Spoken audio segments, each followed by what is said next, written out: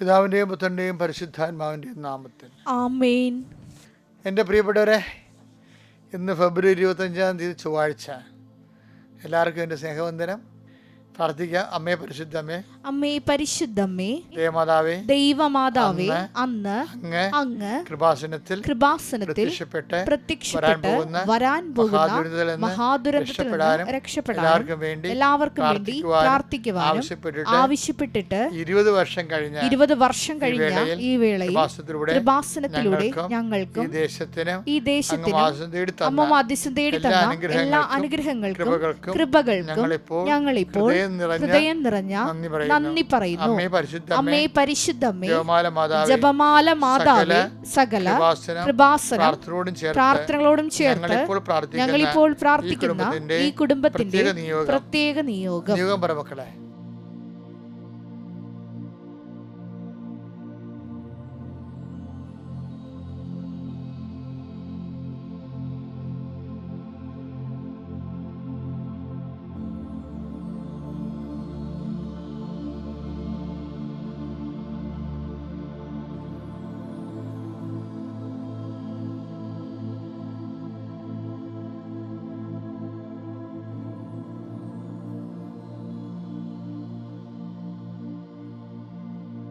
അമ്മയുടെ പ്രത്യക്ഷീകരണത്തിന്റെ ഈ ദ്വാദശക വേളയിൽ ഞങ്ങൾക്ക് സാധിച്ചു തരുവാൻ കനിയണമേ. വിശ്വാസ പ്രമാണം. സർവശക്തനായ പിതാവും ആകാശത്തിന്റെയും ഭൂമിയുടെയും സൃഷ്ടാവുമായ ദൈവത്തിൽ ഞാൻ വിശ്വസിക്കുന്നു. അവിടുത്തെ ഏകപുത്രനും ഞങ്ങളുടെ കർത്താവുമായ ഈശോ മിശിഹായിലും ഞാൻ വിശ്വസിക്കുന്നു. ഈ പുത്രൻ പരിശുദ്ധാത്മാവിനാൽ ഗർഭസ്ഥനായി കന്യകാമറിയത്തിൽ നിന്ന് പിറന്ന് പൊന്തിയോസ് പീലാത്തോസിന്റെ കാലത്ത് പീഡകൾ സഹിച്ച് കുരിശിൽ തറയ്ക്കപ്പെട്ട് മരിച്ച് അടക്കപ്പെട്ട് പാതാളങ്ങളിൽ ഇറങ്ങി മരിച്ചവരുടെ ഇടയിൽ നിന്ന് 3-ാം നാൾ ഉയർത്ത് സ്വർഗത്തിലേക്ക് എഴുന്നള്ളി സർവശക്തിയുള്ള പിതാവായ ദൈവത്തിന്റെ വലതുഭാഗത്തിരിക്കുന്നു. അവിടെ നിന്ന് ജീവിക്കുന്നവരെയും മരിച്ചവരെയും വിധിക്കുവാൻ വരുമെന്നും ഞാൻ വിശ്വസിക്കുന്നു. പരിശുദ്ധാത്മാവിലും ഞാൻ വിശ്വസിക്കുന്നു. വിശുദ്ധ കത്തോലിക്കാ സഭയിലും പുണ്യവാന്മാരുടെ ഐക്യത്തിലും പാപങ്ങളുടെ മോചനത്തിലും ശരീരത്തിന്റെ ഉയർപ്പിലും നിത്യമായ ജീവിതത്തിലും ഞാൻ വിശ്വസിക്കുന്നു. ആമേൻ. സ്വർഗ്ഗസ്ഥനായ ഞങ്ങളുടെ പിതാവേ, അങ്ങയുടെ നാമം പൂജിതമാകണമേ. അങ്ങയുടെ രാജ്യം വരണമേ. അങ്ങയുടെ തിരുമനസ് സ്വർഗത്തിലെ പോലെ ഭൂമിയിലും ആകണമേ. അന്നു വേണ്ടുന്ന ആഹാരം ഇന്ന് ഞങ്ങൾക്ക് തരണമേ.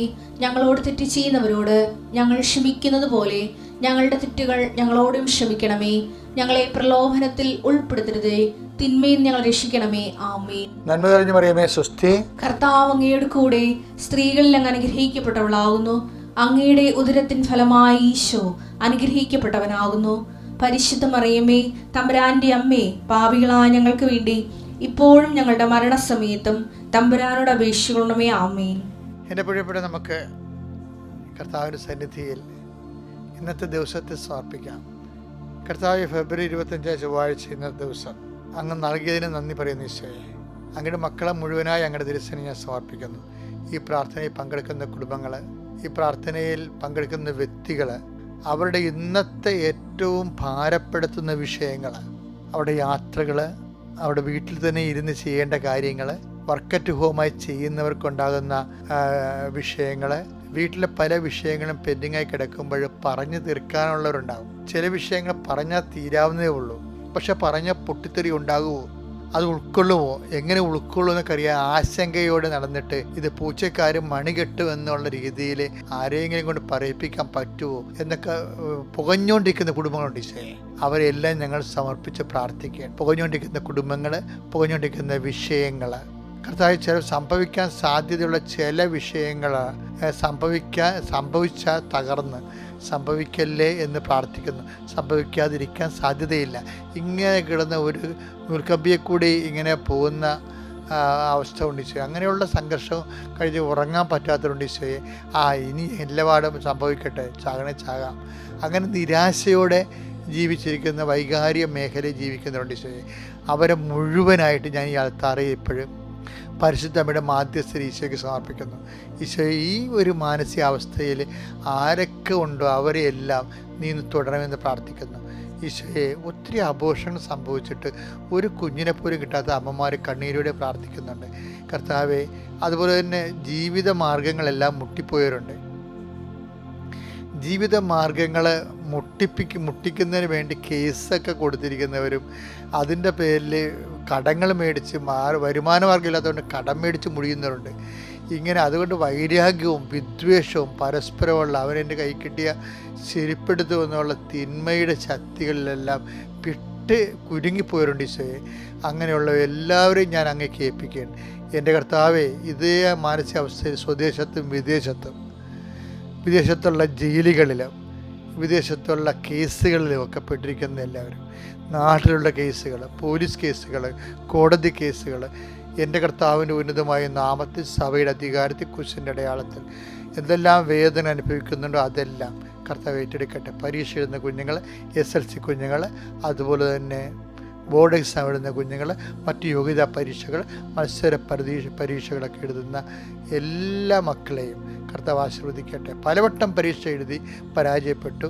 ഇനിയൊരു പരീക്ഷയ്ക്ക് കർത്താവെ എനിക്ക് ഇടവരുത്തല്ലേ, ഞാൻ ഇനി ഒരു IELTS എഴുതി പാസ്സാകാനില്ല, അതിന് ഡേറ്റ് തീരാൻ പോകുന്നു എന്നൊക്കെ വിചാരിച്ച് കണ്ണീരോടെ പ്രാർത്ഥിക്കുന്നവർ, കർത്താവ് അതൊക്കെ മുമ്പ് എനിക്ക് ജോലി കിട്ടാനേ, വിഷ വരാനേ ഇടയാക്കണമേ എന്നൊക്കെ പറഞ്ഞ് പ്രാർത്ഥിക്കുന്ന മക്കളുണ്ട് ഈശോയെ. അവരുടെ എല്ലാം കണ്ണുനീരുകൾ ഞാൻ കർത്താവിന് തിരിച്ച് സമർപ്പിക്കുന്നു. എൻ്റെ കർത്താവിൻ്റെ ഉന്നതമായ നാമത്തിൽ സഭയുടെ അധികാരത്തിൽ ഈശോ, ഞാൻ എന്തെങ്കിലും വിട്ടുപോയിട്ടുണ്ടെങ്കിൽ കർത്താവെ, അച്ഛൻ എൻ്റെ കാര്യം പറഞ്ഞില്ല എന്നോർത്ത് ആരെങ്കിലും വിങ്ങിയെന്നുണ്ടെങ്കിൽ അവരെ കൂടി ഞാൻ ഈ സമയത്ത് അങ്ങോട്ട് തിരിച്ചു വെക്കുന്നു. അവരെ ആശീർവദിക്കുകയും അവർക്ക് സാക്ഷ്യം പറഞ്ഞ് സന്തോഷം തിരിച്ചു വരാൻ ഇടയാകുകയും ചെയ്യട്ടെ. മക്കൾ, നമ്മൾ ഇന്ന് വായിക്കാൻ പോണത് നോൻപിൻ്റെ പശ്ചാത്തലത്തിൽ ഇത് കേൾക്കാൻ കേട്ടാ. നോൻപ് തുടങ്ങിയിട്ടില്ല, പക്ഷേ നമ്മൾക്കിവിടെ പതുക്കെ നോൻപെന്ന് എന്താണ്? കർത്താവിനെ കണ്ടെത്താൻ കഴിയുന്ന ഇപ്പോൾ തന്നെ അവിടുത്തെ രക്ഷിക്കുന്ന അതാണ്.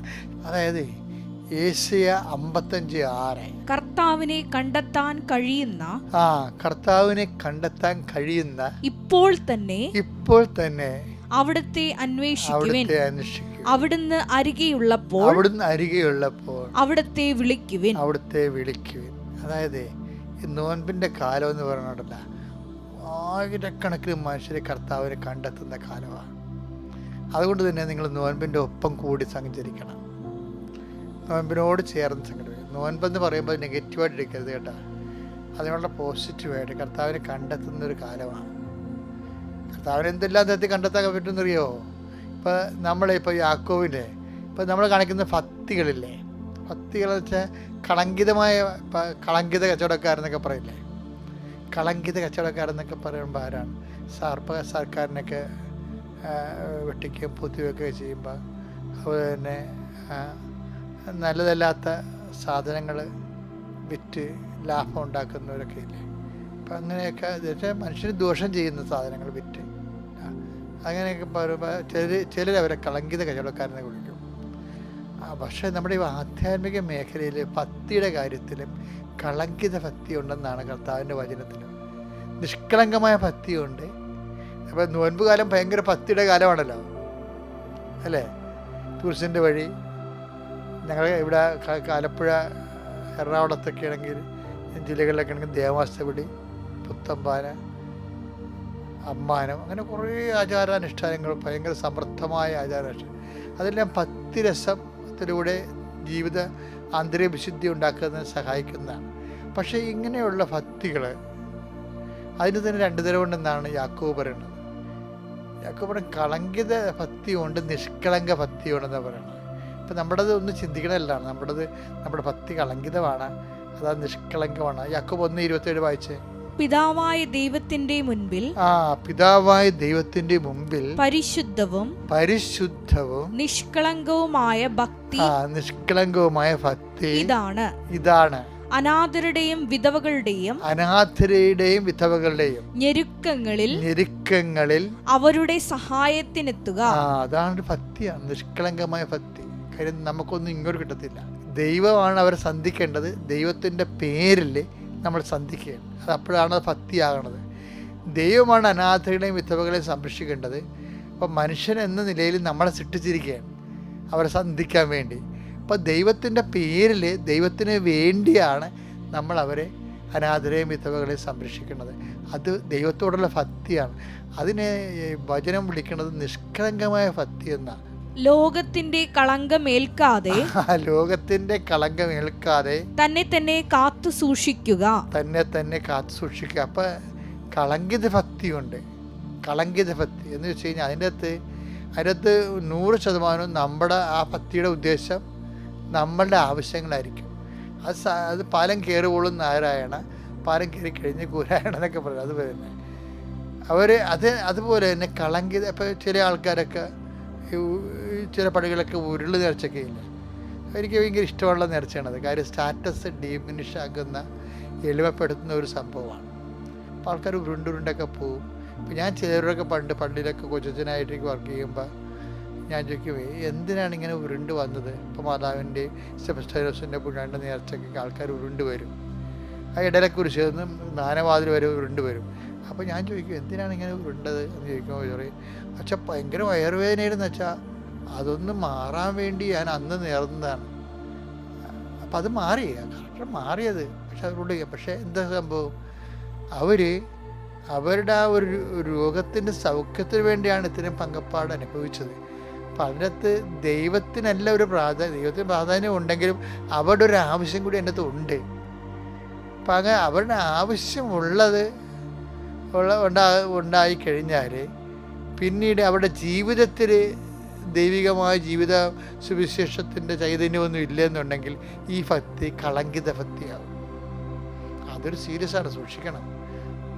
ഇപ്പം അതായത് ഞാനൊരു സ്ഥലത്ത് വികാരിയായിട്ടിരിക്കുകയും, വികാരിയല്ല കൊച്ചച്ഛനായിട്ടിരിക്കുകയും, അപ്പം കുരിശിൻ്റെ വഴി നടത്തുകയും, വീട് വീടാൻ തോറും കുരിശിൻ്റെ വഴി പോകുമ്പോൾ എൻ്റെ കൂടെ ഉണ്ടായിരുന്ന ചേട്ടത്തിയാണ്.